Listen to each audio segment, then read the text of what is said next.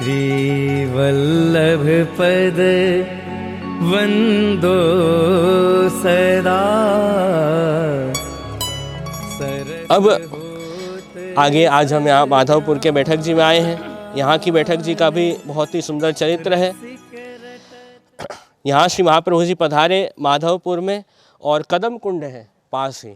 वहाँ श्री महाप्रभु जी कदम कुंड के ऊपर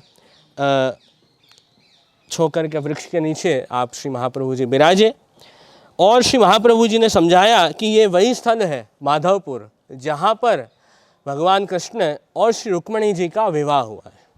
तो प्रभु की विवाह स्थली ये माधवपुर है। ठाकुर जी भगवान ने श्री रुक्मिणी जी का हरण किया, फिर आप श्री प्रभु ने यहाँ पर विवाह किए, फिर यहाँ से फिर द्वारका पधारे। तो वो पूरा महात्म्य है ये स्थल का। तो यहाँ पे विवाह का स्थल भी है पास में ही, तो वो भी दर्शन करेंगे। और कुंड जो है यहाँ पे कदम कुंड, वहाँ पे ठाकुर जी ने श्री रुक्मिणी जी सहित स्नान किए कुंड में। और प्रभु के बाद सब जो ऋषि मुनि थे आप सब ने भी ये कुंड में स्नान किए हैं, इसलिए बहुत ही पवित्र कुंड है। तो इस प्रकार ये स्थल का महात्म्य। द्वारका, ये सब जो द्वारका के आसपास के जो स्थल हैं, गोपी तालाब, माधवपुर, ये सब द्वारकालीला अंतर्गत ये सब स्थल आते हैं। जैसे ब्रज के आसपास सब ब्रजलीला के स्थल हैं, ऐसे यहाँ पे सब द्वारकालीला के स्थल हैं। तो वो भी बहुत सुंदर लीला है। भागवत जी में जो उत्तरार्ध है, दशम स्कंध में पूर्वार्ध है और उत्तरार्ध है, तो बाद में जो उत्तरार्ध की लीला है वो सब में द्वारका लीला बहुत विस्तार से भागवत जी में वर्णित है। तो ये वो सुंदर माधवपुर का स्थल है। यहाँ श्री महाप्रभु जी पधारे, आपने कदम कुंड में स्नान किया, श्री वल्लभ विराजे और फिर श्री महाप्रभु जी माधव राय जी के दर्शन करने पधारे। माधव राय जी ठाकुर जी का भी यहाँ मंदिर है। पहले तो श्री माधव राय जी बहुत सूक्ष्म प्रकार से विराजते थे, सेवा प्रकार का ज़्यादा विस्तार नहीं था। श्री महाप्रभु जी पधारे, आपने श्री माधव राय जी से पूछा कि अरे आप यहाँ कैसे विराज रहे हो, आनंद में विराज रहे हो? तो माधव राय जी ने बताया महाप्रभु जी को कि हाँ वैसे तो आनंद में है, पर यहाँ ज़्यादा अभी सेवा का प्रकार हमारा नहीं प्रकट हुआ है। एक ब्राह्मण आता है, एक लोटी जल चढ़ा देता है और ज़्यादा कोई बड़ा सेवा का प्रकार नहीं है। तो श्री महाप्रभु जी से माधव राय जी स्वयं ने आज्ञा की कि आप ही सब सेवा प्रकार सिखाओ, यहाँ जो ब्राह्मण हैं उनको आप ही सिखाओ, उनको कुछ पता ही नहीं है। तो श्री महाप्रभु जी फिर दूसरे दिन वो ब्राह्मण आए जो सेवा कर रहे थे, उनको श्री महाप्रभु जी ने बताया, सेवा की जो रीत है वो समझाई कि आप धोती उपरना धराओ ठाकुर जी को, सुंदर पाक धराओ और इस प्रकार सुंदर भोग ठाकुर जी को समर्पित करो। और पहले विराजते थे वो बहुत छोटी जगह थी, फिर श्री महाप्रभु जी ने एक सुंदर मंदिर सिद्ध करवाया श्री माधव राय जी का और वहाँ पे ठाकुर जी को पाठ पधराया और पूरा सेवा का प्रकार जो है आपने बताया। तो माधव राय जी भी श्री महाप्रभु जी ने पाठ पधराए हैं और पूरा सेवा प्रकार जो है आपकी आज्ञा से ही फिर वहाँ पे शुरू हुआ। तो आज भी यहाँ ये मंदिर में प्रकार है कि वल्लभ कुंड के जो बालक हैं उनके द्वारा, उनकी अध्यक्षता में जो सेवा का प्रकार जो है वो रहता है। तो वो यहाँ पे रीत है। फिर श्री महाप्रभु जी आप यहाँ विराजे और भागवत सप्ताह का पारायण हुआ। भागवत सप्ताह, भागवत आपने सुनाई भक्तों को। तो स्वयं श्री माधव राय जी ठाकुर जी आप श्रीमद् भागवत श्रवण करने पधारते, ऐसा सुंदर चरित्र है। और श्री महाप्रभु जी ने श्रीमद् भागवत सुनाई और स्वयं श्री माधव राय जी ठाकुर जी भागवत सुनने पधारे। तो ये चरित्र, ये महात्म्य अनेक जीवों ने देखा कि श्री वल्लभ तो ऐसे प्रतापी आचार्य हैं, स्वयं ही ईश्वर है, स्वयं श्री कृष्ण स्वरूप ही हैं। तो इस बात का सबको ज्ञान हुआ और अनेक दैवी जीव ये स्थल पे श्री महाप्रभु जी की शरण में आए। तो ये वो सुंदर स्थान है माधवपुर का, भगवान कृष्ण और श्री रुक्मिणी जी की विवाह स्थली है, साथ ही श्री वल्लभ विराजे हैं। तो बहुत सुंदर स्थल है और बहुत प्राचीन सब वृक्ष है। जानो नहीं बिना श्री वल्लभ एक, कर गही के छाड़े नहीं, जिनकी ऐसी टेक श्री वल्लभ जिनकी ऐसी टेक। वल्लभ वल्लभ रटत रहो, जहाँ देखो तहाँ ये। इन्हीं क्षण और ही भजे तो, जर जाओ वह देह श्री वल्लभ, जर जाओ वह देह। देवी देव आराध के, भूल्यो सब संसार। श्री वल्लभ नाम नौका विना, कहो को उतर्यो पार। श्री वल्लभ कहो को उतर्यो पार।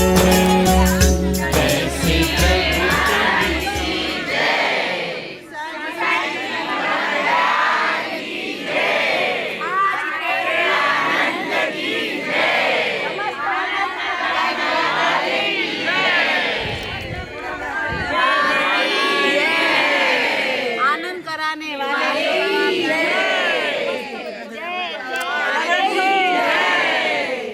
पूज्य उत्सव बाबा प्यारे की जय, श्री मुदित बाबा प्यारे की जय। कितना बड़ा है।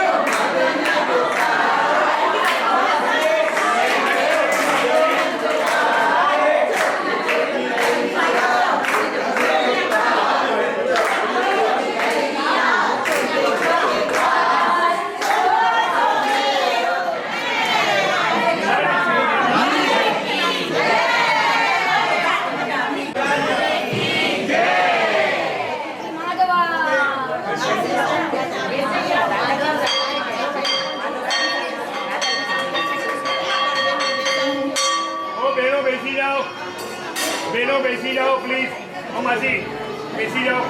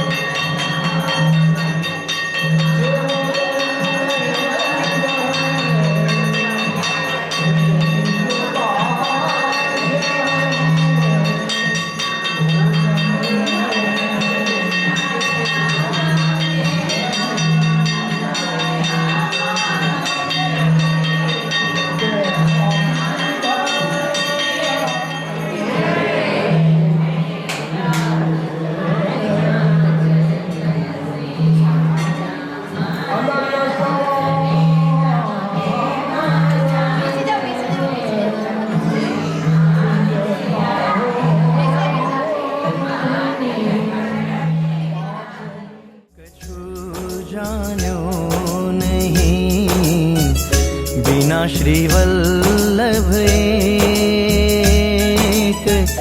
कर गही के छाड़े नहीं, जिनकी ऐसी टेक श्रीवल्लभ, जिनकी ऐसी टेक। वल्लभ वल्लभ रटत रहो, जहाँ देखो तहाँ ये, इन्हीं क्षण और ही भजे तो जर जाओ वह देह श्री वल्लभ, जर जाओ वह देह। सोमनाथ के बैठक जी में ये चरित्र प्रकट हुआ कि श्री महाप्रभु जी वहाँ पधारे, वहाँ देहोत्सर्ग तीर्थ है, वहाँ देहोत्सर्ग तीर्थ पे छोकर के नीचे आप विराजे और त्रिवेणी में आपने स्नान करके श्रीमद् भागवत पारायण और भागवत सत्संग, भागवत कथा सब भगवदियों को सुनाई। श्रीमद् भागवत वचनामृत सब भक्त वैष्णव सुनने आते और उस समय जो सोमनाथ महादेव जी हैं वो भी पधारते श्री वल्लभ के मुख से भागवत सुनने। तो ऐसा ही चरित्र इसमें आता है। और वहाँ रोज़ महादेव जी 7 दिन श्री महाप्रभु जी के मुख से भागवत सुनने पधारते और वहाँ पे महादेव जी के एक अनन्य भक्त थे, उनको रोज़ दर्शन देते महादेव जी और बाद में वो प्रसाद देते। तो 7 दिन बहुत समय तक उनको दर्शन नहीं हुए महादेव जी के। जब भी वो आते हैं मंदिर में तब महादेव जी तो वहाँ कथा सुनने पधार गए होते और उनको तो साक्षात्कार था, इसलिए उनसे कोई बातचीत नहीं हो पाती महादेव जी की। इसलिए फिर मिले महादेव जी को और कहा कि अरे आप इतने समय से क्यों नहीं दर्शन दे रहे थे। तो महादेव जी ने आज्ञा की कि मैं तो महाप्रभु जी की कथा सुनने रोज़ पधारता हूँ, रोज़ जाता हूँ, इसलिए आपसे बातचीत नहीं हो पाई। तो वो जो ब्राह्मण थे, वो जो भक्त थे, उनको बड़ा आश्चर्य हुआ कि जिन महादेव जी को मैं सबसे बड़ा मानता था वो महादेव जी भी महाप्रभु जी की कथा सुनने पधारते हैं, मतलब मुझे भी महाप्रभु जी के दर्शन करने हैं, ऐसा भाव वो भक्त को हुआ। और उन्होंने विनती की महादेव जी से कि मुझे भी महाप्रभु जी के दर्शन करने, उनका सेवक होना है। तो महादेव जी ने कहा जरूर आप जाइए श्री वल्लभ सन्मुख, आपका कल्याण होगा। तो फिर वो जो भगवदीय थे वो आए श्री महाप्रभु जी के पास और फिर श्री महाप्रभु जी के सेवक हुए। उन्होंने कहा कि मुझे आपका सेवक होना है। तो महाप्रभु ने कहा कि आप तो हो ही महादेव जी के भक्त, आप क्यों सेवक होने की बात कर रहे हो। तो वो भक्त थे, उन्होंने कहा कि मुझे तो महादेव जी ने ही आपके पास भेजा है, इसलिए मुझे तो आपका सेवक अवश्य बनाइए। क्योंकि वो अनन्य भक्त थे शिव जी के, मतलब निस्वार्थ भाव से शिव जी की भक्ति करते, कोई सकाम भोग मिल जाए इसलिए भक्ति नहीं करते। इसलिए शिव जी ने उनको आगे कृष्ण भक्ति की तरफ भेजा। जो केवल भोग के लिए शिव जी का भजन करते हैं, सांसारिक भोग के लिए, उनको तो भोग दे देते हैं शिव जी, भोग दे के काम पूरा हो जाता है। पर जो शुद्ध भाव से उनका भजन करते हैं, निस्वार्थ निष्काम भाव से, उनको फिर धीरे धीरे उनका भाव शुद्ध करके कृष्ण भक्ति में वो सब भक्त जुड़ते हैं। ऐसा कई भक्तों के प्रसंग में ऐसा हमें उल्लेख मिलता है। तो ये भगवदीय भी इसी प्रकार जो है महाप्रभु जी के सेवक हुए। फिर महाप्रभु जी ने वहाँ प्रभास पाटन बिराज के प्रभास क्षेत्र के जो तीर्थ हैं उनकी परिक्रमा की, और ऐसा आपका महात्म्य देख के कि स्वयं श्री महादेव जी कथा सुनने पधारे, ये महिमा देख के वहाँ के अनेक जीव आपकी शरण में आए। तो ये चरित्र सोमनाथ की बैठक में प्रकट हुआ। तो गुप्त प्रयाग श्री महाप्रभु जी पधारे, वहाँ पे प्रयाग कुंड के ऊपर छौकर के वृक्ष के नीचे आपकी बैठक। तो दामोदर दास जी ने श्री महाप्रभु जी से विनती की कि महाराज गुप्त प्रयाग का क्या भाव है। तो श्री महाप्रभु ने समझाया कि सारस्वत कल्प में जो प्रयाग तीर्थ है वो यहीं पे है। अभी चल रहा है श्वेत वाराह कल्प, और भागवत जी में जो भगवान कृष्ण की लीला बताई है वो सारस्वत कल्प की है। तो महाप्रभु ने समझाया कि सारस्वत कल्प में जो प्रयाग तीर्थ है वो यहाँ जो गुप्त प्रयाग है वहीं पे है। अभी प्रयाग तीर्थ है वो यूपी में है, तो वो अभी का जो कल्प है श्वेत वाराह कल्प, उस समय का प्रयाग तीर्थ वहाँ है इलाहाबाद के पास, और सारस्वत कल्प में प्रयाग तीर्थ वहाँ गुप्त प्रयाग का है। ऐसे तो प्रयाग को हमेशा तीर्थराज कहा जाता है कि सभी तीर्थों के राजा वो प्रयाग तीर्थ, ऐसे महात्म्य बताए हैं। पास में ही वहाँ प्रयाग कुंड, उसके पास में ही गंगा कुंड, और गंगा कुंड के पास में यमुना कुंड, ऐसे वहाँ दो बाजू में ही सब कुंड थे। आपने ध्यान से दर्शन किए हो तो बैठक जी के पीछे ही वो सब तीनों कुंड विराजमान है। अब श्री महाप्रभु जी ने वहाँ गुप्त प्रयाग में विराज के श्रीमद् भागवत जी का पारायण किया, और वहाँ पे भी एक ब्राह्मण आए श्री महाप्रभु जी के पास, श्री महाप्रभु जी को दंडवत की और विनती करी कि महाराज मैं बहुत समय से आपकी सेवा और आपका स्मरण कर रहा हूँ। तो श्री वल्लभ ने पूछा कि अरे आप कहाँ से आए हो, पहले कहाँ पे रहते थे। तो वो जो ब्राह्मण थे उन्होंने कहा कि महाराज मैं इतने समय से सेवा कर रहा हूँ आपकी, आज आपके दर्शन हुए तो सेवा का जो फल है वो मुझे आज मिला है। ऐसे उन्होंने विनती की कि मैं तो पहले पंढरपुर में रहता था, वहाँ पे बैठ के भागवत जी नित्य भागवत का पाठ करता, रोज़ भागवत का नित्य पाठ करता। तो ठाकुर जी मेरे ऊपर प्रसन्न हुए और भगवान ने आज्ञा की कि कुछ वरदान मांग मेरे पास। तो जो ब्राह्मण थे उन्होंने कहा कि महाराज मुझे तो यही वरदान चाहिए कि मुझे व्रजलीला के दर्शन हो। तो पंढरपुर में श्री विठलनाथ जी विराजते हैं, आपने आज्ञा की कि ये जो आपने फल मांगा है, वरदान मांगा है, वो तो बहुत दुर्लभ है, वो मिलना बहुत कठिन है, हर किसी को नहीं मिल जाता है।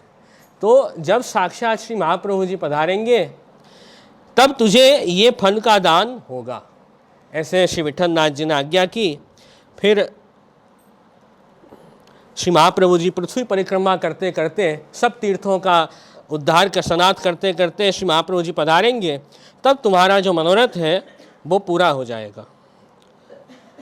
तो वो जो ब्राह्मण थे उन्होंने कहा कि देखो इतने लंबे समय से हे श्री वल्लभ मैं आपकी राह देख रहा था यहाँ गुप्त प्रयाग में कि आप पधारें और मुझे ब्रजलीला के दर्शन हो, वो फल मुझे प्राप्त हो। तो इस कारण मैं इतनी आपकी प्रतीक्षा कर रहा था।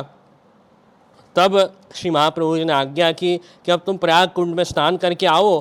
तब वो श्री महाप्रभु जी के पास आए स्नान करके, और आपने क्या आज्ञा की कि आज से 8वें दिन आपकी देह छूटेगी और आपका जन्म श्री गिरिराज जी की तरहेटी में एक ब्रजभक्त के घर होगा, और आपका नाम क्या होगा, गोपीनाथ दास ग्वाल, नेक्स्ट जन्म में। तो उस जन्म में श्री गुसाई जी आपका अंगीकार करेंगे और श्रीनाथ जी की गाय की सेवा में आपको सौंपेंगे। तो उस गोपीनाथ दास ग्वाल जब आप बनोगे तब आपको सर्व व्रजलीला का अनुभव होगा।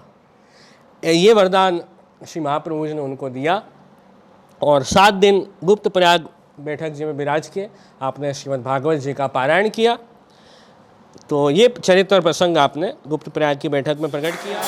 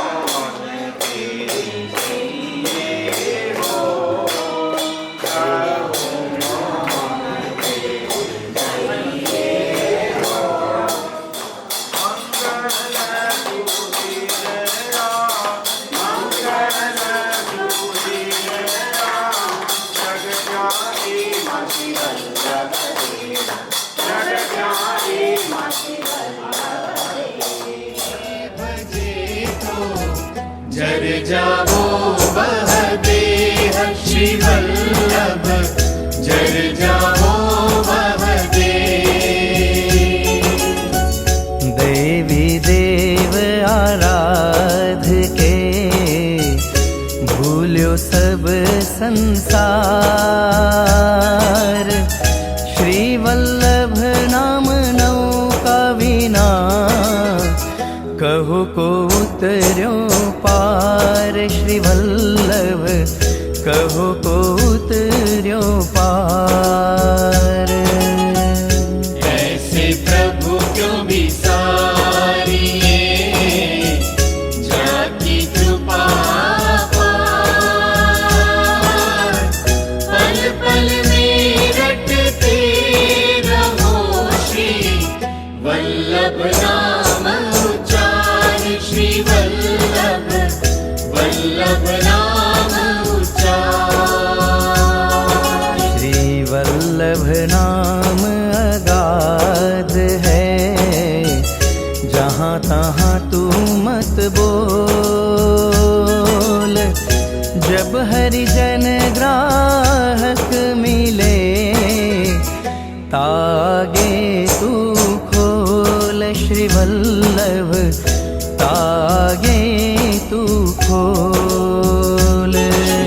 वल्लभ वर को छाड़ के और देव को ध्यान।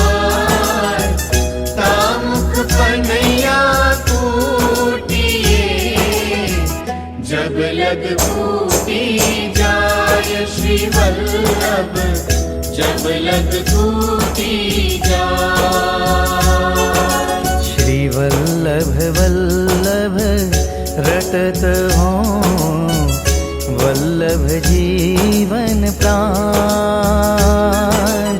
श्री वल्लभ कबहु न विसारी हो मोहि मात पिता की आन। श्री वल्लभ मात पिता की आन। मैं इन चरणन छाड़ी हूँ श्री वल्लभ वर ब्रजेश। जो लो तन में श्वास है तो लो चरण धरो मम शीश। श्री वल्लभ चरण धरो मम शीश। बहुत दिना भटकत फिरो कछु न आयो साथ। श्री वल्लभ सुमरो तबे पर्यो पदारथ हाथ। श्री वल्लभ पर्यो पदारथ हाथ। कहे जात भव सिंधु में दैवी सृष्टि अपार।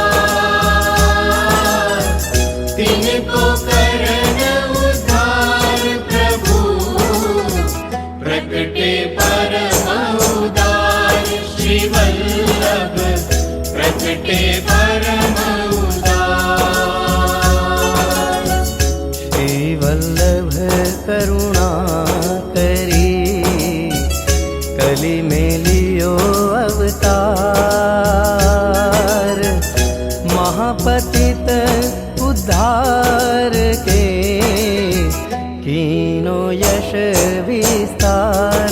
श्री वल्लभ कीनो यश विस्तार। श्री वल्लभ वल्लभ कहत हो वल्लभ चित वन में।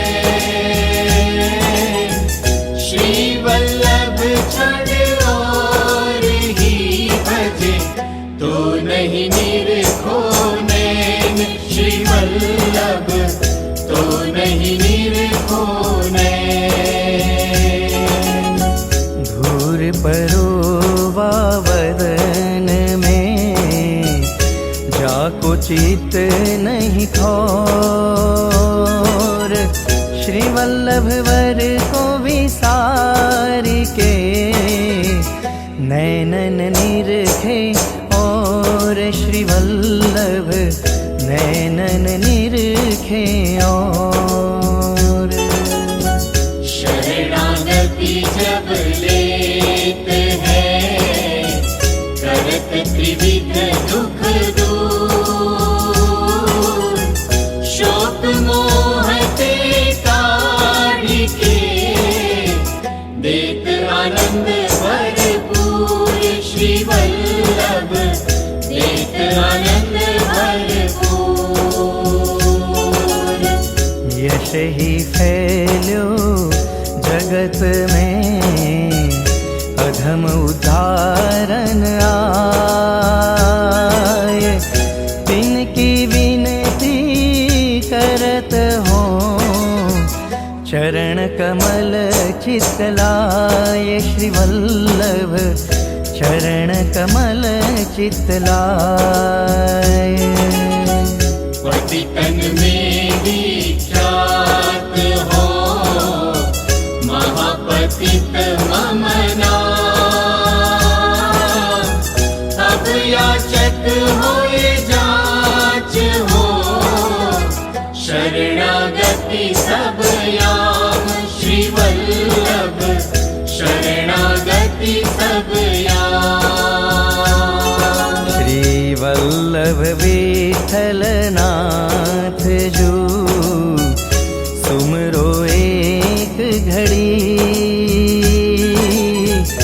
ताके पातक यो जरे ज्यों अग्नि में लकड़ी श्री वल्लभ ज्यों अग्नि में लकड़ी धरणी अति व्याकुल भई विधि सो करी पुकार श्री वल्लभ अवतार ले तारो सब संसार श्री वल्लभ तारो सब संसार श्री वल्लभ राजकुमार बिनु मिथ्या सब संसार चढ़ कागद की नाव पर कहो को उतर्यो पार श्री वल्लभ कहो को उतर्यो पार कलियुग ने सब धर्म के द्वार रोके श्री वल्लभ खिड़की प्रेम की निकस जाए सो जाए श्री वल्लभ निकस जाए सो जाए भगवद भगवदी एक है तीन सौ राखो ने भव सागर के तरन की नीति नौका ये है श्री वल्लभ नीति नौका ये श्री वल्लभ कल्प द्रुम फलो फल लाग्यो विठले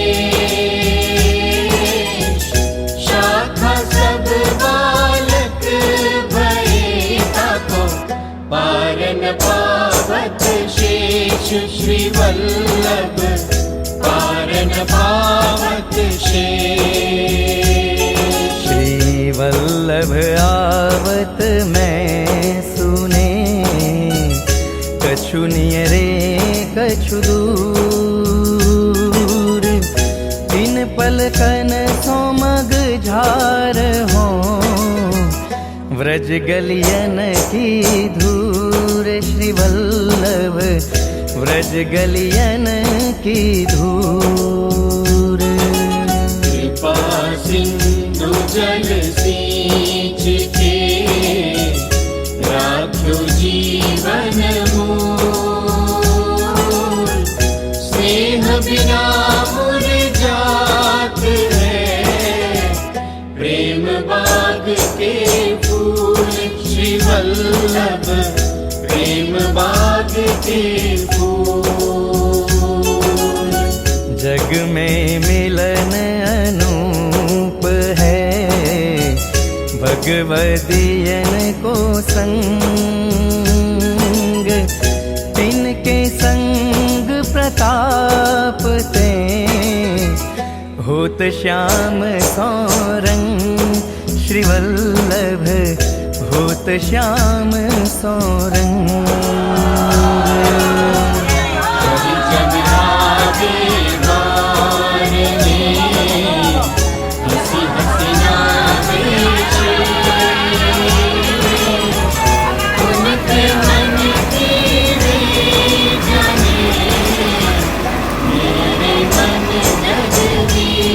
श्री वल्लभ मेरे मन जगदीश।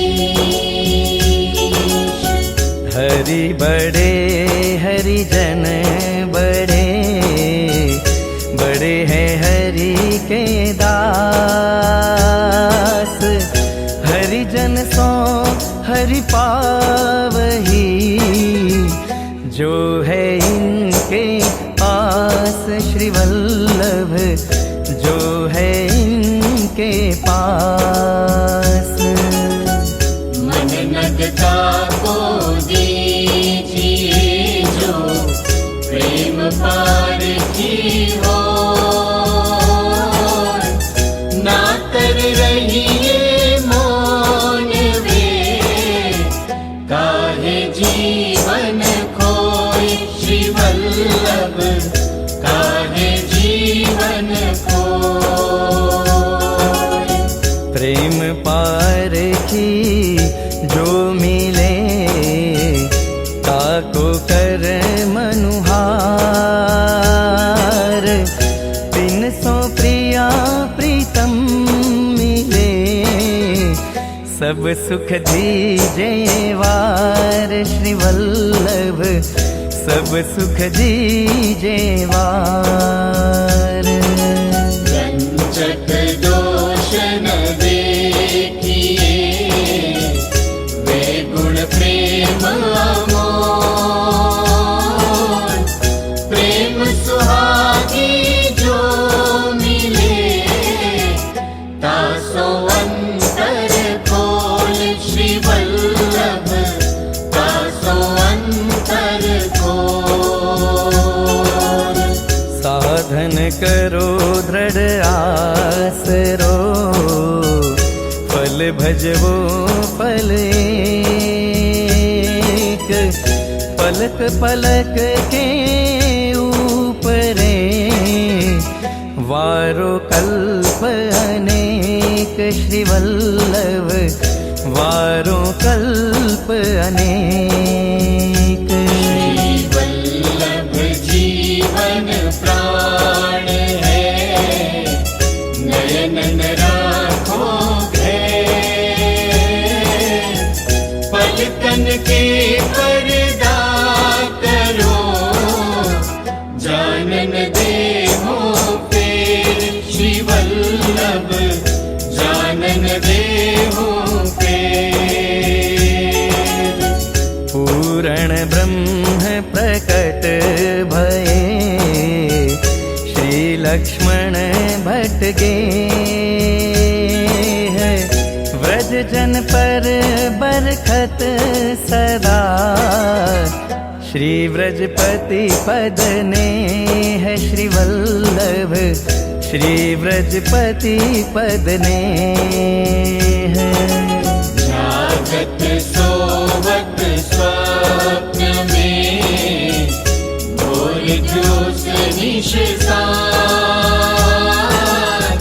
श्री वल्लभ व्रज ईश के, चरण धरो नियमान श्री वल्लभ, चरण धरो नियमान। हा हा मानो कहत हो, कर गिरिधर सोने बहुरी न ऐसी पावही, उत्तम मानुष देह श्री वल्लभ, उत्तम मानुष देह। चतुराई चूले परो, ज्ञानी को यम खाओ, जातन सो सेवा नहीं सो, जड़ा मूल सो जाओ श्री वल्लभ, जड़ा मूल सो जाओ। देखी देह सुरंग गे, मत भूले मन माही, श्री वल्लभ बिनु और कोई, तेरो संगी नाही श्री वल्लभ, तेरो संगी नाही। कि जूनागढ़ में गिरनार पर्वत है और पास में ही रैवताचल पर्वत है, जहाँ बैठक जी हैं श्री महाप्रभु जी की। वहाँ पीछे है रैवताचल पर्वत और बैठक जी के पीछे जो कुंड है वो है रेवती कुंड। आगे जो कुंड है वो दामोदर कुंड है, जूनागढ़ बैठक जी के आगे की साइड, और बैठक जी के पीछे जो कुंड है वो रेवती कुंड है। ऐसे वहाँ दो कुंड हैं, दो पर्वत है, गिरनार पर्वत और रैवताचल पर्वत। तो वहाँ श्री महाप्रभु जी विराजे, तो जो स्वयं रैवताचल पर्वत है वो ब्राह्मण का रूप लेके महाप्रभु जी के सन्मुख आए और महाप्रभु जी को साष्टांग दंडवत प्रणाम किए और विनती की कि महाराज आपका प्रागट्य तो सब तीर्थों को स्नात करने के लिए हुआ है, तो आप ये रैवताचल जो पर्वत है उसको भी स्नात कीजिए, ऐसे उन्होंने विनती की। तब श्री महाप्रभु जी ने आज्ञा की कि हम आपके लिए तो यहाँ पधारे हैं, और क्या उद्देश्य, यही तो है कि आपको ही स्नात करने तो यहाँ आए हैं, ऐसे आपने आज्ञा की। फिर श्री महाप्रभु जी वहाँ पर्वत की जिस शिला पे विराजे, वो शिला जो है वो मक्खन की तरह कोमल हो गई, ऐसा चरित्र है उल्लेख है कि पर्वत की शिला तो बहुत कड़क होती है, कठोर होती है, वो कोमल नहीं होती है, पर जब श्री महाप्रभु जी उस पर्वत की शिला पे पधारे, जूनागढ़ में विराजे, तो इतनी कोमल हो गई, एकदम सॉफ्ट मक्खन के जैसी, और आनंद से श्री महाप्रभु जी वहाँ विराज सके कि आपको विराजने में कोई श्रम न हो। इसलिए श्री वल्लभ के सुख का विचार करके स्वयं जो रैवताचल पर्वत है उन्होंने भी अपना स्वरूप कोमल कर दिया। तो ये चरित्र है। फिर श्री महाप्रभु जी विराजे और रैवताचल पर्वत को परम आनंद हुआ और आपके चरणारविंद के चिन्ह वो पर्वत के ऊपर पधारे, क्योंकि कोमल हो गए मक्खन की तरह पर्वत, तो आपके चरण चिन्ह फिर अच्छे से वो पर्वत पे विराज पाएंगे। तो श्री वल्लभ के चरणारविंद वो स्थल पे हैं, वो स्थल पे पड़े हैं, इसलिए वो स्थल हमारे लिए अत्यंत पूजनीय है। बड़ा तीर्थ तो है ही, पर श्री महाप्रभु जी के चरण जहाँ पड़े हैं वो हमारे लिए, वो स्थल जो है हमारे लिए तीर्थ से भी अधिक महत्व का है। इसलिए जहाँ जहाँ श्री वल्लभ पधारे वहाँ हम क्यों जाते हैं कि महाप्रभु जी की चरण रज हमको मिल जाए, श्री वल्लभ का सानिध्य प्राप्त हो जाए, तो हमारा उद्धार हो जाएगा। तो इसी श्री वल्लभ चाहे सोई करे, श्री वल्लभ जो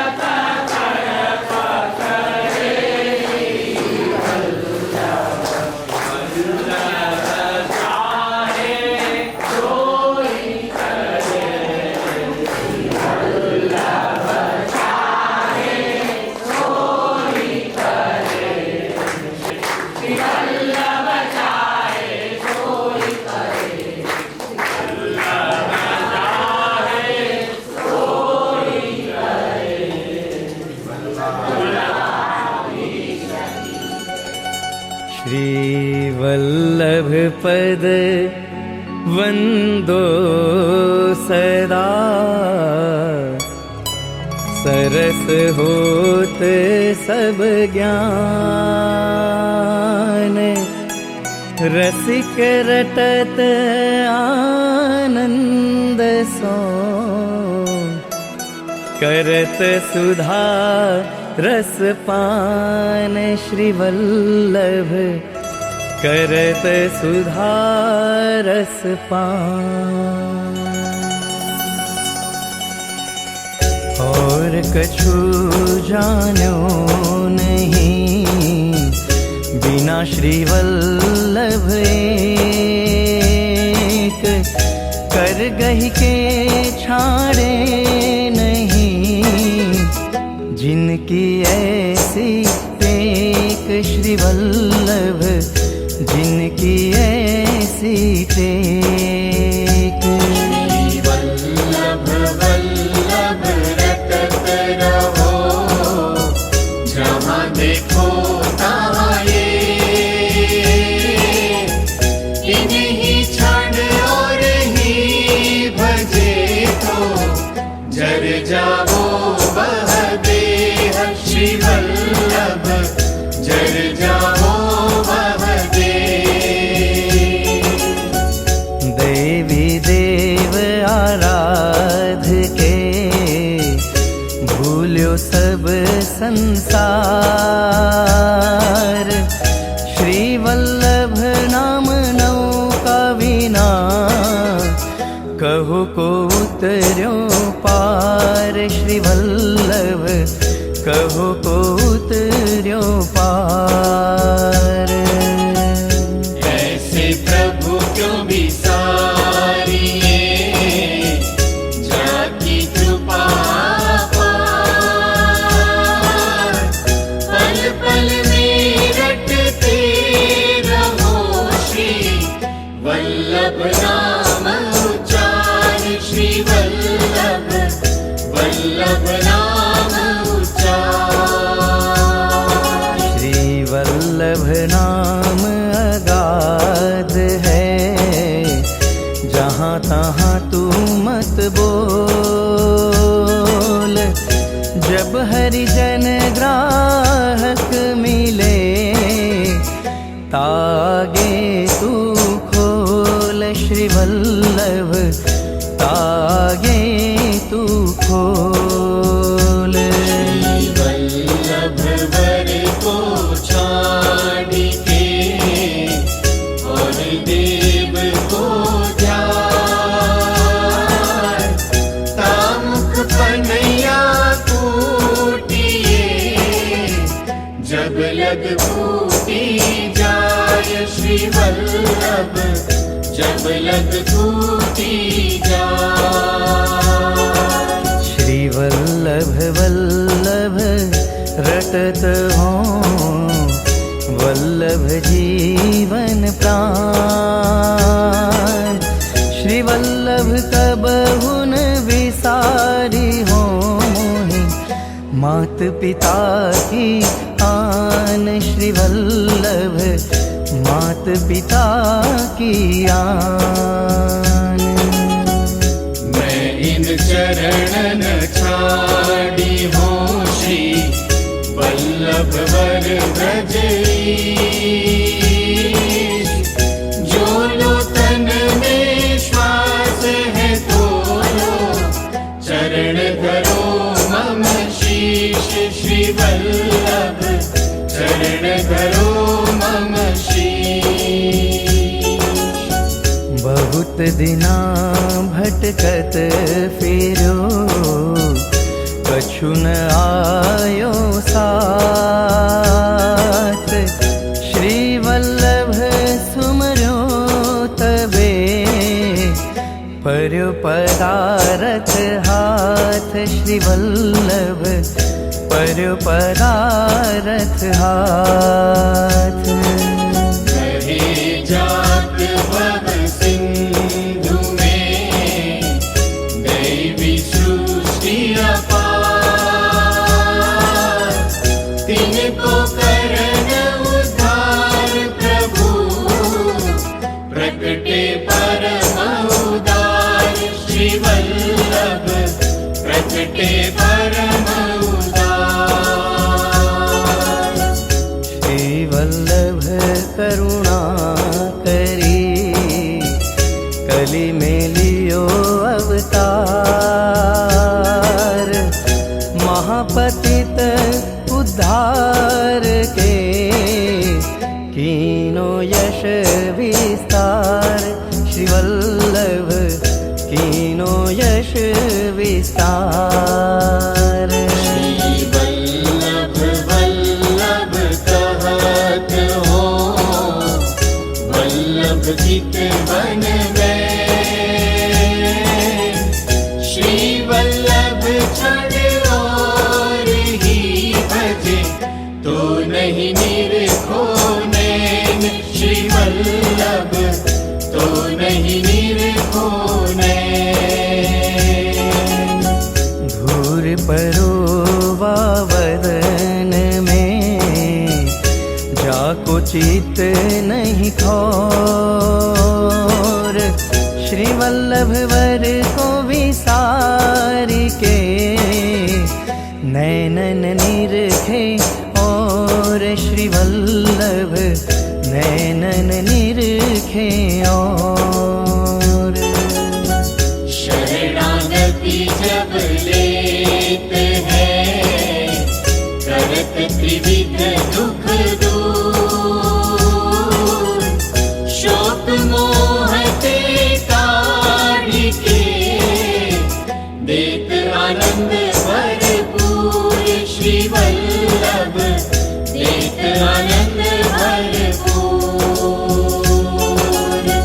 यश ही फैल्यो जगत में अधम उदाहरण आए। तिनकी विनती करत हो चरण कमल चितलाय। श्री वल्लभ चरण कमल चितलाय। पतितन में विख्यात हो महापतित मम नाम। अब याचक होए जांच हो शरणागति सब याम। श्री वल्लभ शरणागति सब याम। श्री वल्लभ विठलनाथ जो सुमरो एक घड़ी। ताके पातक यों जरे ज्यों अग्नि में लकड़ी। श्री वल्लभ ज्यों अग्नि में लकड़ी। धरणी अति व्याकुल भई विधि सो करी पुकार। श्री वल्लभ अवतार ले तारो सब संसार। श्री वल्लभ तारो सब संसार। श्री वल्लभ राजकुमार बिनु मिथ्या सब संसार। चढ़ कागद की नाव पर कहु को उतर्यो पार। श्री वल्लभ कहु को उतर्यो पार। कलियुग ने सब धर्म के द्वार रोके। तगड़ी के बैठक जी में आए हैं तो यहाँ का जो चरित्र है वो समझेंगे और इस स्थल पे क्या महात्म्य श्री महाप्रभु जी ने प्रकट किया तो ये बैठक जी की महिमा को समझेंगे। 84 बैठक श्री महाप्रभु जी की है पूरे भारत में, उसमें से तगड़ी की बैठक 68 नंबर की है, 68 नंबर की बैठक है। तो यहाँ श्री महाप्रभु जी विराजे। एक चौतरा बहुत सुंदर था, चौतरा के ऊपर श्री महाप्रभु जी विराजे और सामने ही एक गृहस्थ ब्राह्मण थे, उनका घर था। अब श्री महाप्रभु जी विराजे, एक दिन आप विराजे और रात्रि में आपका वहीं मुकाम रहा, और सामने ही गृहस्थ ब्राह्मण रहते हैं। अब वो जो गृहस्थ ब्राह्मण थे उनके घर में गाय बहुत थी, 5-10 भैंस, 5-10 गाय, बहुत अच्छे तरह से गांव में लोग रहते हैं तो गाय भैंस तो सबके यहाँ ही होती, और नित्य हर रोज़ 5 शेर माखन उनके घर में होता, मक्खन। तो खूब गाय भैंस, खूब मक्खन होता उसमें से। अब ऐसे आनंद से रहते वो गृहस्थ ब्राह्मण। अब सुबह का समय था, ठंडी के दिन थे, सुबह का समय। जो ब्राह्मणी थे उन्होंने दही मंथन किया, दही का मंथन किया, उसमें से मक्खन निकाल लिया, मक्खन निकाल के घर में एक स्थान पर रख दिया। जैसे गांव के लोग होते हैं, सुबह उठ के दही मंथन करते हैं, मक्खन निकालते हैं दही में से, वो रख दिया। फिर बाहर सरोवर था, कुआं था, वहाँ से जल भरने गए। तो मक्खन रख के वो ब्राह्मणी थे, वो जल भरने गए। अब जल भरने गए तो उसमें बहुत समय लग गया। और यहाँ जो ब्राह्मण ब्राह्मणी थे उनके 2 पुत्र थे, 2 बेटे थे, एक 5 वर्ष का और दूसरा 7 वर्ष का, छोटे छोटे ही थे दोनों। अब माता तो गई थी पानी भरने, यहाँ ब्राह्मण अकेले थे, और बच्चे जो थे दोनों उठे सुबह जल्दी उठे, उठते ही उनको भूख लगी दोनों बालकों को। अब उठ के उन्होंने देखा बच्चों ने कि सामने तो मक्खन रखा है बहुत सारा। तो जैसे ही उठे नींद में से मक्खन खाने चले गए, और दोनों मिलके मक्खन खा रहे थे। छोटे छोटे ही बालक थे। और यहाँ रूम के अंदर वो जो ब्राह्मण थे वो आए, उन्होंने देखा कि उनके दोनों जो बालके हैं वो मक्खन खा रहे हैं, पर ये जो ब्राह्मण हैं उनको क्या दर्शन हुए कि श्री बलदेव जी और भगवान कृष्ण मक्खन अरोग रहे हैं। अब ऐसे दर्शन वो ब्राह्मण को हुए, वो तो एकदम चमक गए कि देखो ऐसे दर्शन आज तक मुझे तो कभी हुए नहीं, ठाकुर जी और श्री बलदाऊ जी मेरे घर मक्खन अरोग रहे हैं, ऐसे दर्शन तो मैंने आज तक नहीं किए। हर रोज़ ये बच्चे तो दिखते ही थे, दोनों बालके तो दिखते ही थे, पर उन बच्चों में ठाकुर जी के स्वरूप के दर्शन होने वो तो कभी नहीं हुआ। तो उनको उनके अंदर ये भाव था कि देखो मेरे घर के सामने ही श्री महाप्रभु जी विराज रहे हैं, तो महाप्रभु जी की कृपा मेरे ऊपर हुई, इसलिए ऐसे दर्शन मुझे हो रहे हैं। ठाकुर जी की बाल लीला के दर्शन हुए ना, ठाकुर जी मक्खन अरोग रहे हैं तो ये तो बाल लीला है प्रभु की। तो उन्होंने कहा कि ये महापुरुष मेरे यहाँ पधारे हैं, इसलिए उनकी कृपा मेरे पर हुई है कि आज ये दर्शन हुए हैं। तुरंत दौड़ते हुए गए श्री महाप्रभु जी के पास, महाप्रभु जी से विनती की कि महाराज आप जल्दी अंदर पधारिए, आपकी कृपा से मुझे प्रभु की लीला के दर्शन हुए। तो महाप्रभु जी अंदर पधारे, और श्री महाप्रभु जी ने भी यही देखा कि उनके दोनों पुत्र थे वो मक्खन खा रहे हैं। पर श्री महाप्रभु जी ने आज्ञा की कि अरे ब्राह्मण, आपको तो भगवत लीला का ज्ञान हुआ है, आपको भगवत लीला के दर्शन हुए हैं यहाँ पर, इसलिए अब आप एक बात ध्यान रखो, आपके जो पत्नी हैं उनको पता नहीं है कि ये जो बच्चे हैं उन्होंने मक्खन अरोगा है, ठाकुर जी ने स्वयं मक्खन अरोगा है। वो तो जल भरने गए हैं और वो वापस आए और देखें कि देखो मक्खन इतना सारा रखा था कहाँ चला गया, तो कहीं बच्चों को डांट दे तो उनको अपराध पड़ेगा, क्योंकि अभी भगवत लीला के दर्शन हुए और अभी बच्चों को डांटे तो वो तो अच्छी बात नहीं है। तो महाप्रभु ने कहा कि जैसे ही ब्राह्मणी आए, इनके माता आए, उनको क्या कहना कि अरे बलि जाऊँ श्री कृष्ण बलदाऊ, बहुत अच्छा हुआ कि आप मक्खन अरोगे, ऐसे उनको कहना। तो ठीक है, वो ब्राह्मणी आए, थोड़ी देर बाद उनको सब ब्राह्मण ने बात बताई कि ऐसे अपने यहाँ ठाकुर जी और श्री बलदेव जी ने मक्खन अरोगा है और ऐसे दर्शन हुए हैं। तो उनको कुछ भी कहना मत, बच्चों को ऐसे ही कहना कि बहुत अच्छा हुआ कि मक्खन अरोगे। तो वैसे ही जो ब्राह्मणी थे उन्होंने दोनों बच्चों को अपने कंठ से लगा लिया और यही कहा कि देखो बहुत कृपा हुई हे प्रभु कि आप मक्खन अरोगे। और फिर उस समय वहाँ जो भी वैष्णव थे और गांव के लोग थे उनको भी वैसे अलौकिक लीला के दर्शन हुए, ठाकुर जी की बाल लीला के दर्शन हुए वहीं पे उनके घर में तगड़ी में। तो ये सब महाप्रभु जी की कृपा दृष्टि रही, इसी कारण हुआ है, नहीं तो ठाकुर जी लीला के दर्शन कैसे होते, नहीं हुए। तो ये बात हमें ये वार्ता प्रसंग से समझना है। फिर महाप्रभु जी की शरण में वो ब्राह्मण और ब्राह्मणी गए और दोनों को आपने नाम दीक्षा और ब्रह्म संबंध दीक्षा दी। और कुछ ही समय बाद वो ब्राह्मण और ब्राह्मणी दोनों और उनके दोनों बच्चे चारों जो भगवदीय थे उनका प्रभु की लीला में प्रवेश हो गया महाप्रभु जी की कृपा के कारण। फिर दामोदर दास हरसानी ने पूछा कि अरे श्री वल्लभ, इनका इतनी जल्दी आपने उद्धार कर दिया, अभी थोड़े समय पहले ही तो आपको मिले थे और इतनी जल्दी लीला में भी प्रवेश हो गया, पुष्टि फल जो है वो इतना जल्दी इनको मिल गया। तो श्री महाप्रभु जी ने आज्ञा की कि ये दोनों जो है वो लीला संबंधी हैं, ठाकुर जी की लीला के ही जीव हैं, इसलिए वही इनकी प्राप्ति होनी चाहिए। तो वहाँ ये चारों जो भगवदीय थे उनको श्री वल्लभ की कृपा से यहाँ तगड़ी में भगवत लीला की प्राप्ति हुई, भगवत लीला के दर्शन हुए, लीला का अनुभव हुआ। तो ऐसी श्री महाप्रभु जी कृपा। और यहाँ विराज के श्री महाप्रभु जी ने 7 दिन तक श्रीमद् भागवत पारायण भी किया है।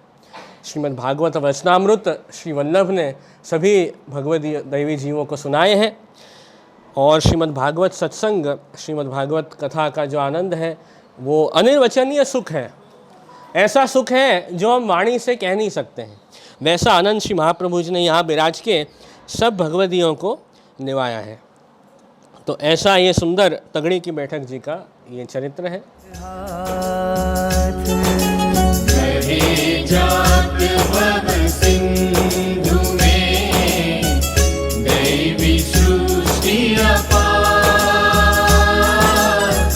तिनको करन उद्धार प्रभु प्रकटे परम उदार, श्री वल्लभ प्रकटे परम उदार। श्री वल्लभ करुणा करी कली में लियो अवतार, महापतित उद्धार के कीनो यश विस्तार, श्री वल्लभ कीनो यश विस्तार। श्री वल्लभ वल्लभ कहत हो, वल्लभ चित वन में, श्री वल्लभ छड़ और ही भजे तो नहीं निरखो नैन, श्री वल्लभ तो नहीं निरखो नैन।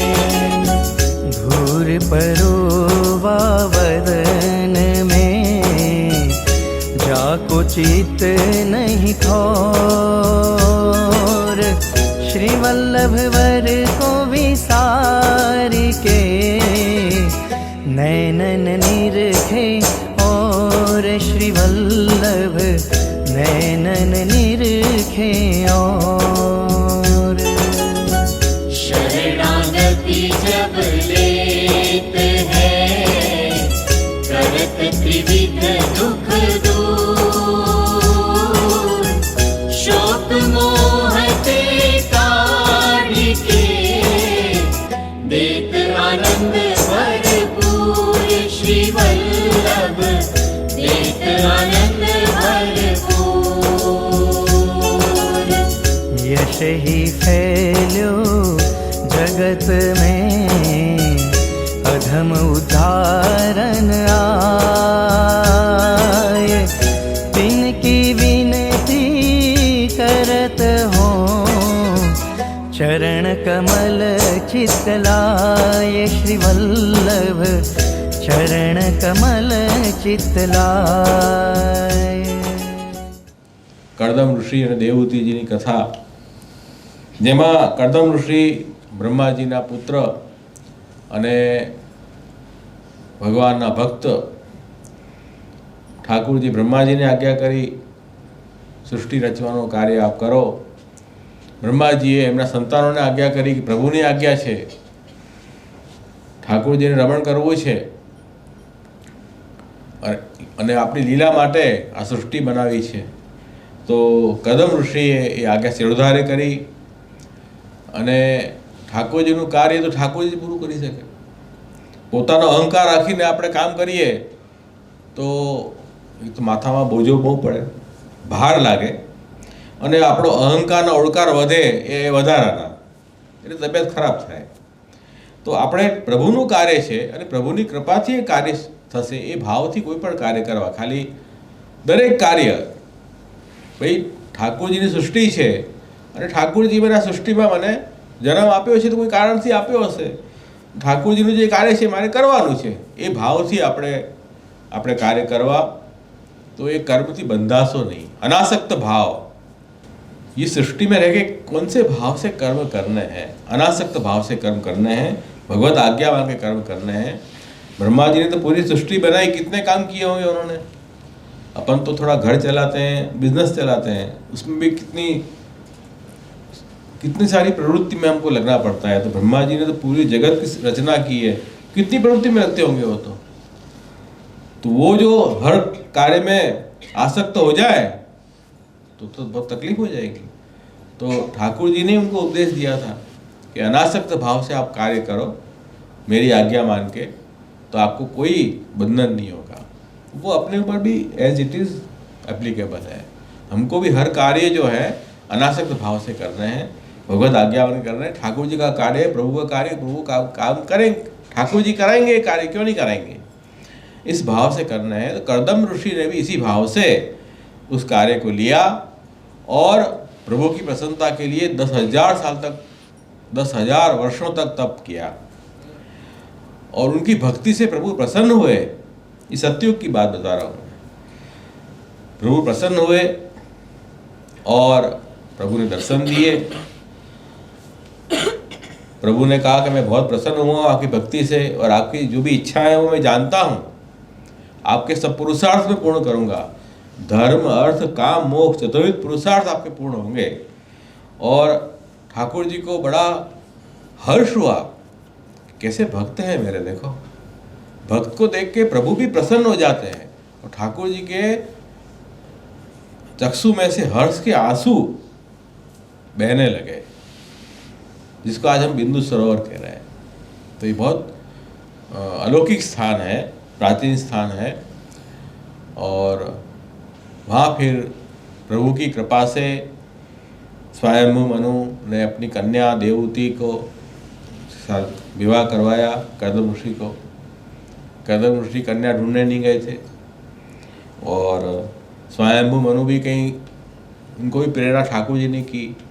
दोनों का मिलाप हुआ और दोनों के विवाह हुए. देवहूति जी बहुत सुयोग्य थे और कैसे गृहस्थ धर्म निभाना चाहिए ये भी हमको इस कथा से मिलता है. क्योंकि शास्त्र में तो ये कहा है कि जो गृहस्थी है उनकी मुक्ति नहीं हो सकती. जो गृहस्थी होते हैं वो 3 लोग पे घूमते रहते हैं, स्वर्ग से ऊपर ऊपर नहीं जाते हैं. जो सन्यासी ब्रह्मचारी होते हैं वो स्वर्ग से ऊपर के लोग पे जाते हैं.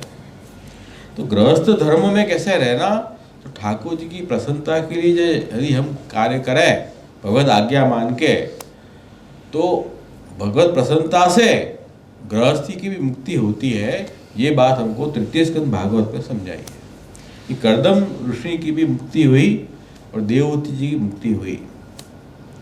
तो ठाकुर जी की कृपा से, उनकी भक्ति से कर्दम ऋषि को मोक्ष प्राप्त हुआ और उनकी भक्ति से प्रसन्न होके, देवहूति जी की भक्ति से प्रसन्न होके प्रभु ने स्वयं उनके वहाँ अवतार धारण किया, ज्ञान शक्ति का अवतार कपिल देव जी. और कपिल देव जी ने देवहूति जी को उपदेश दिया है, जिसको हम आज कपिल गीता नाम से जानते हैं, जिसमें सांख्य, योग, भक्ति, वैराग्य सभी का उपदेश दिया है. ये कपिल गीता में ये उपदेश देवहूति जी को दिया है और इस उपदेश को प्राप्त करके देवहूति जी ने प्रभु का स्मरण किया और प्रभु का स्मरण करते हुए उन्होंने देह छोड़ी है. उनका देह जो है वो जल रूप होके वो बिंदु सरोवर में लीन हुआ है. तो ये प्राचीन स्थल आज हम गए थे और वहीं श्री महाप्रभु जी पधारे. श्री महाप्रभु जी ने भी वहाँ भागवत पारायण, भागवत सप्ताह की. जो जो ऐसे स्थल है जहाँ से महाप्रभु जी ने भागवत पारायण अवश्य किया है. क्योंकि भागवत जो है वो ठाकुर जी का वाङ्मय स्वरूप है और भगवत लीला का जितना सुंदर वर्णन भागवत में है वैसा और कोई ग्रंथ में नहीं है।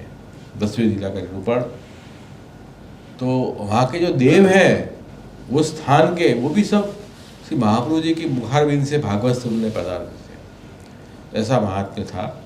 इसलिए श्री महाप्रभु जी ने सब तीर्थों को सनाथ किया, क्योंकि ये तो सब बहुत प्राचीन स्थान है, लेकिन कालक्रम से वहाँ इतने पाप हो गए कि तीर्थ देवता तिरोहित हो गए। तो श्री महाप्रभु जी हर तीर्थ में पधारे हैं। क्यों पधारे? उस तीर्थ को रिचार्ज करने के लिए। तीर्थम कुर्वन्ति तीर्थानि, यह कहा है। तो तीर्थ को भी तीर्थ रूप प्रदान श्री महाप्रभु जी ने किया है। तो तीर्थे सर्वे सनास कीदा, ऐसे वल्लभाख्यान में भी आया है। तो श्री महाप्रभु जी ने उन तीर्थों में फिर से उन देव को प्रागट्य किया और तीर्थों में पधार के और आगे प्रेरणा भी की। तो तीर्थों का महात्म्य बढ़ाया आपने, और हमारे जैसे जीवियों को वहाँ तीर्थ में जाके प्रभु स्मरण की प्रेरणा भी की। तो ये भी एक भक्ति का प्रकार वो सुंदर आचार्य ने समझाया है। तो इन सब तीर्थों में जाके हम श्री महाप्रभु जी का स्मरण करते हैं, चरित्र का अवगान करते हैं, ठाकुर जी का जो स्मरण है, चरित्र, उनका अवगान करते हैं। तो इस तरह से भक्ति भाव को बढ़ाना है, ये मुख्य पर्पज है। तो ये सिद्धपुर की बैठक का चरित्र भी सुना, भागवत तृतीय की कथा के आधार पे संक्षेप में जो यही कह सकता हूँ मैं।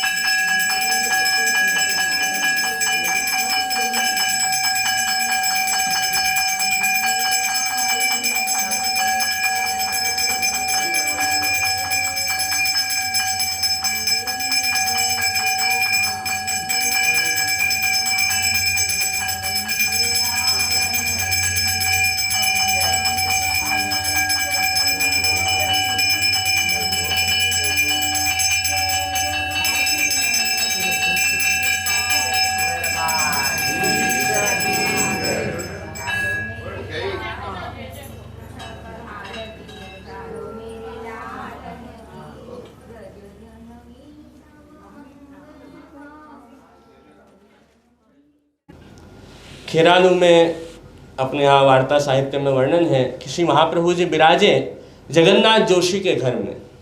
वो चरित्र है 84 वैष्णव में वार्ता आती है। तो महाप्रभु जी यहाँ विराजे, बहुत भगवतीय जगन्नाथ जोशी उनके माता, उनका परिवार, और श्री महाप्रभु जी यहाँ विराज के भागवत पारायण किया। जगन्नाथ जोशी ने श्री महाप्रभु जी को युगल गीत का एक श्लोक पूछा। तो एक श्लोक सिर्फ पूछा कि इसका अर्थ कृपा करके आप समझाइए। तो श्री महाप्रभु जी ने युगल गीत के केवल एक श्लोक को 9 घंटे तक उसका व्याख्यान किया, 3 प्रहर। ऐसे वहाँ बैठक चरित्र में उल्लेख है, 1 प्रहर मतलब 3 घंटे, 3 प्रहर मतलब 9 घंटे। तो ऐसे आपने इतने विस्तार से, आनंद से वो भागवत समझाई कि सब जो वैष्णव थे वो अपना देहानुसंधान भूल गए और वो प्रभु की लीला में तन्मय हो गए। तो इतने विस्तार से प्रभु की लीला आपने समझाई। तो वो चरित्र खेरालू की बैठक में प्रकट हुआ। और जगन्नाथ जोशी वहीं रहते, तो उनके तो बहुत वार्ता प्रसंग है, उसका भी विस्तार करने का समय नहीं है। तो इस प्रकार आपने अलौकिक चरित्र प्रकट किया। फिर आगे हम वडनगर गांव गए, वहाँ श्री गुसाई जी के बैठक जी विराजमान हैं। बहुत सुंदर वहाँ का चरित्र कि उस समय वहाँ पे शैव ज़्यादा थे वो गांव में और वैष्णव कम थे। और एक दामोदर झा नाम के व्यक्ति थे, वो बहुत पढ़े हुए थे, बहुत पढ़े हुए ब्राह्मण थे, और वो हमेशा वैष्णव के आगे जाते और पुष्टि मार्ग की निंदा करते कि देखो ये पुष्टि मार्ग जो है वो तो ऐसे ही बन गया है, वेद का कोई आधार नहीं है, ऐसे सब वैष्णवों को कहते हैं, उनको परेशान करते दामोदर झा। तो अब वैष्णव तो सोचते हैं कि हमें तो ज़्यादा कुछ हम क्या जवाब दें, हमको तो कुछ समझ नहीं आ रहा क्या कहें। तो सबने श्री गुसाई जी से विनती की कि महाराज वडनगर गांव में ये जो सब लोग हैं वो हमें बहुत परेशान कर रहे हैं, ऐसे ऐसी बातें कर रहे हैं, पुष्टि मार्ग की निंदा कर रहे हैं, तो हम क्या करें? आप कृपा करके पधारिए और हमारी जो चिंता है उसका समाधान कीजिए, जो हम दुखी हैं उस दुख से हमें छुड़ाइए। तो श्री महाप्रभु श्री गुसाई जी आप वडनगर पधारे और पधारे वैष्णवों के बीच में विराजे, और आपने यही पूछा कि यहाँ कौन ऐसा है जो कहता है कि पुष्टि मार्ग वेद मूलक नहीं है। तो सबने वैष्णव ने कहा कि हाँ, एक दामोदर झा नाम के व्यक्ति हैं, वो ऐसे कहते हैं। तो गुसाई जी ने कहा बुलाइए उनको आगे। तो वो आए आगे। तो गुसाई जी ने आज्ञा की कि ये जो पुष्टि मार्ग है वो तो सर्वश्रेष्ठ है, क्योंकि और सब मार्ग में तो 3 प्रमाण माने जाते हैं, वेद, गीता और ब्रह्मसूत्र। पर पुष्टि मार्ग में श्री महाप्रभु जी ने वेद, गीता, ब्रह्मसूत्र और भागवत, ये 4 प्रमाणों के आधार पर ये पूरा पुष्टि भक्ति मार्ग प्रकट किया है। इसने ये मार्ग तो सर्वोपरि है, और जो ऐसी बात कह रहा है पुष्टि मार्ग के लिए कि ये वेद मूलक नहीं है, उसको बेचारे को ज्ञान ही नहीं है, तभी ऐसी बात कह रहा है। तो जो ऐसे कह रहे हैं आओ हमसे चर्चा करो। तो उस समय जो दामोदर झा थे वो आए श्री गुसाई जी के सामने, चर्चा की, निरुत्तर हो गए, कुछ जवाब नहीं दे पाए। और उनको श्री गुसाई जी का महात्म्य समझ में आया कि देखो जिनके मार्ग की हम निंदा कर रहे थे वो तो ऐसे प्रतापी आचार्य हैं कि ऐसे ऐसे शास्त्र के प्रमाण आपने बताए हैं जो हमको तो पता ही नहीं थे।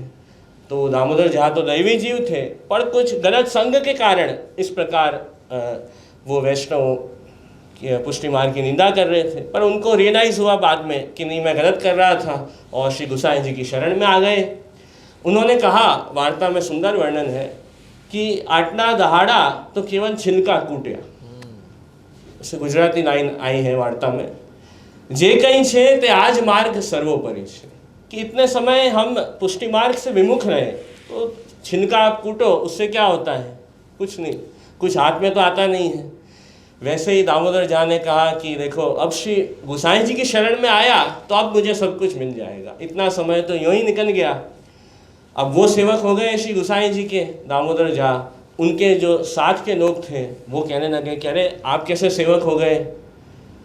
तो दामोदर झा ने कहा कि नहीं, उसमें कोई बात नहीं, आपको नहीं होना मत हो, मेरा तो सौभाग्य है कि मैं श्री गोसाई जी का सेवक हूँ।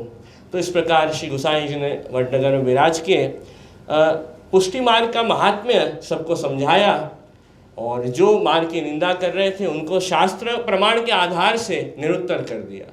तो ये सुंदर चरित्र वहाँ प्रकट हुआ।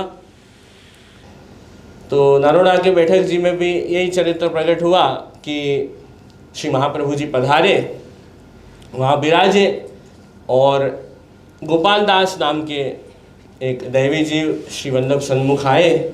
आपने उनको सेवक बनाया, नाम दीक्षा और ब्रह्मसमन दीक्षा दी, और ठाकुर जी उनको पधरा दिए गोपाल दास जी को।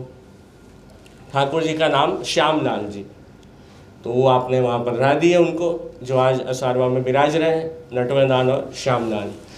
तो वो आपने पधरा दिए, श्रीमद् भागवत का वहाँ पारायण किया, और खूब आनंद वहाँ नरोड़ा बैठक में सब भक्तों ने लिया। तो गोपाल दास जी की वार्ता भी 84 वैष्णव वार्ता में ही आती है। तो उनके प्रसंग में विस्तार है बहुत, इसलिए वो अभी मैं नहीं कर रहा हूँ। तो ये संक्षेप में ये चरित्र है कि वहाँ पे गोपाल दास जी का आपने अंगीकार किया नरोड़ा बैठक में। और श्री वल्लभ नैनन निरखे और शरणागति जब लेते हैं, करत त्रिविध दुख दूर, शोक मोह ते काढ़ के, देत आनंद भरपूर, श्री वल्लभ देत आनंद भरपूर।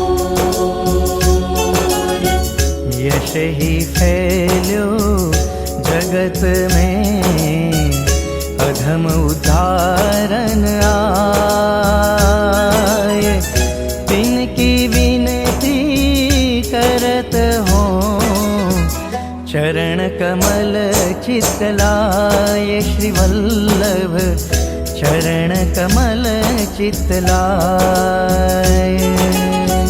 पतितन में विख्यात हो, महापतित मम नाम, अब याचक होए जांच हो, शरणागति सब याम, श्री वल्लभ शरणागति सब याम।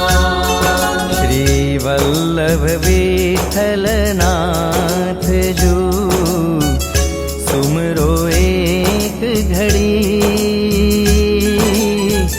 ताके पातक यों जरे, ज्यों अग्नि में लकड़ी, श्री वल्लभ ज्यों अग्नि में लकड़ी। धरणी अति व्याकुल भई, विधि सो करी पुकार,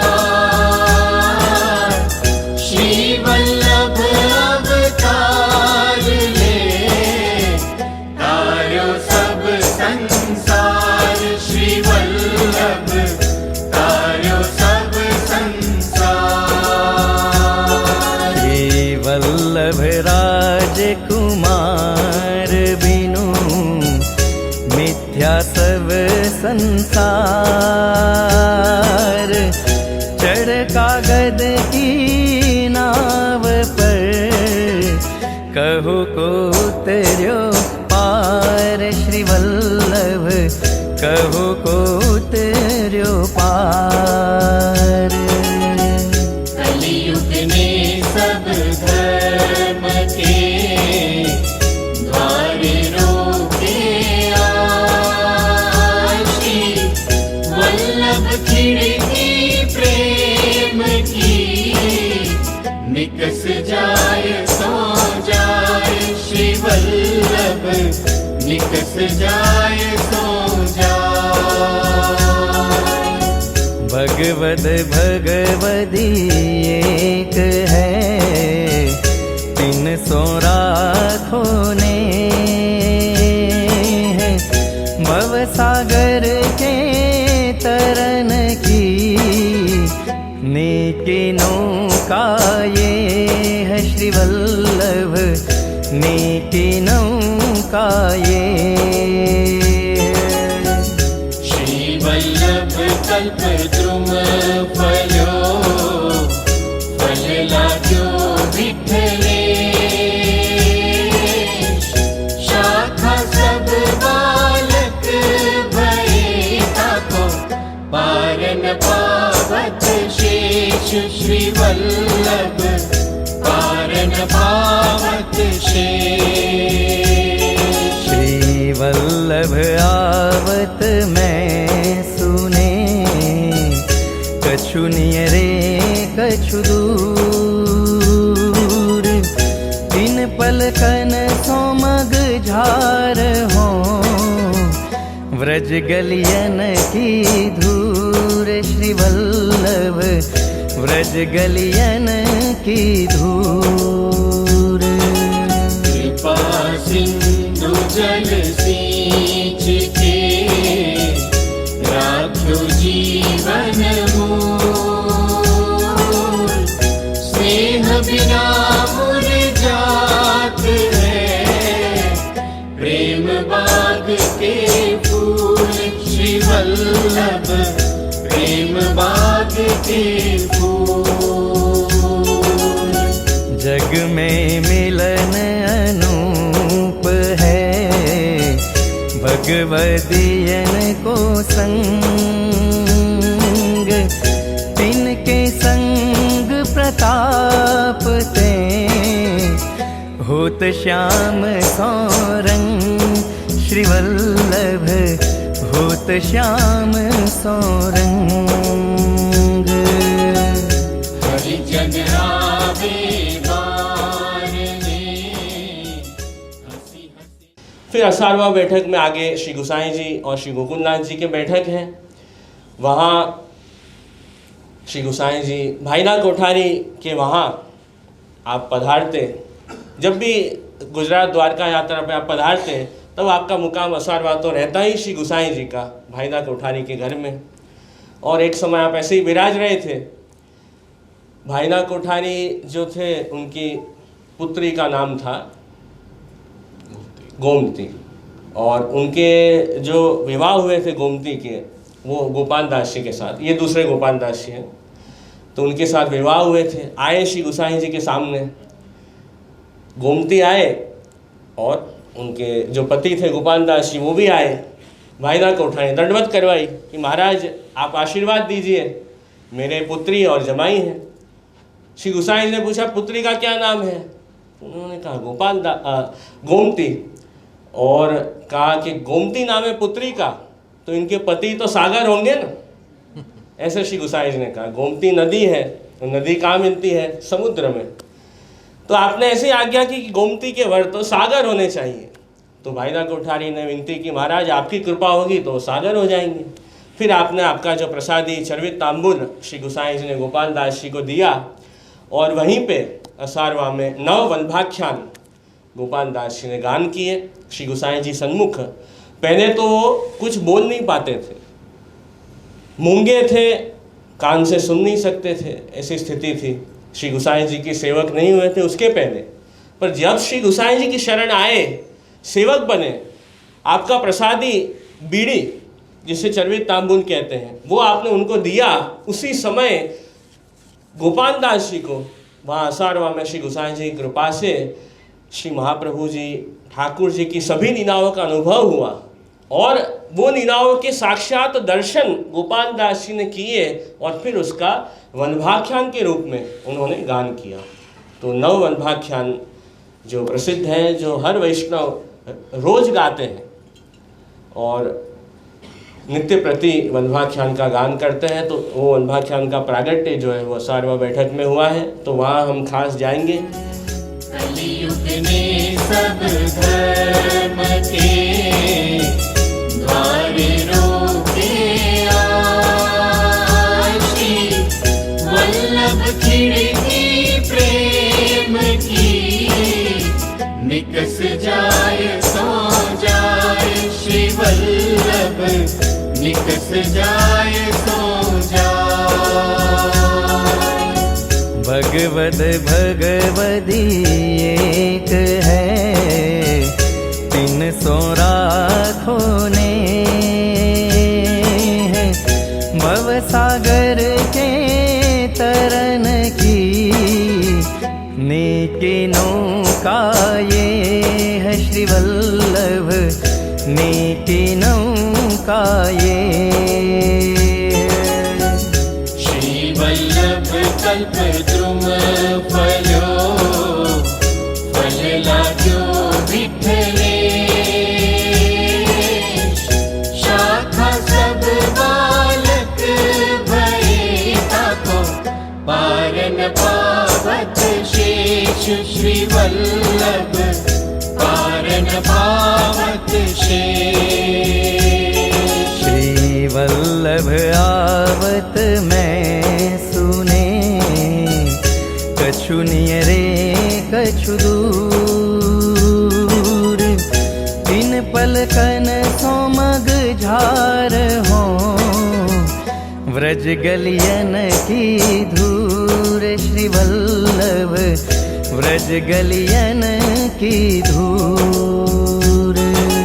कृपा सिंधु जल सींच के, राख्यो जीवन मूल, स्नेह बिना मुरझात है, प्रेम बाग के फूल श्री वल्लभ, प्रेम बाग के फूल। जग में मिलन अनूप है, भगवदियन को संग, तिनके संग प्रताप ते, होत श्याम सौरंग श्री वल्लभ, होत श्याम सौरंग। हरिजन आवे बारने, हंसी हंसी नावे शीश,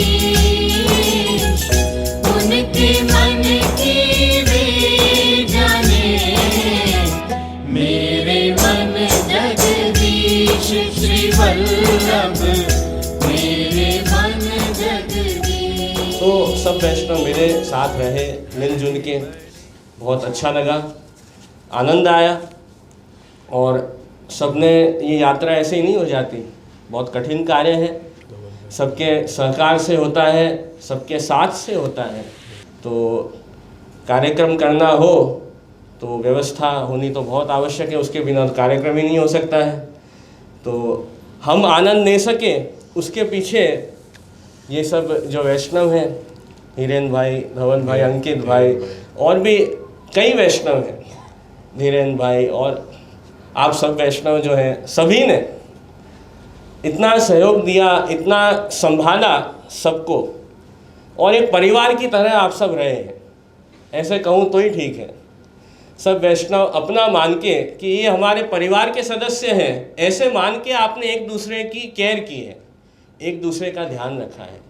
तो परिवार बड़ा परिवार रहा, 100 जन का परिवार समझो, तो इतना बड़ा परिवार था, पर किसी ने भी ऐसे नहीं भाव रखा कि हम अलग हैं ये अलग हैं, ऐसे नहीं माना किसी ने, हम सब एक हैं, ऐसे मिलके सब ने यात्रा की है।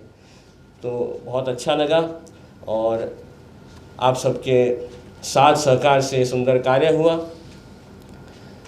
तो बस अब कार्यक्रम का समापन एक ग्रुप फोटो के साथ करेंगे।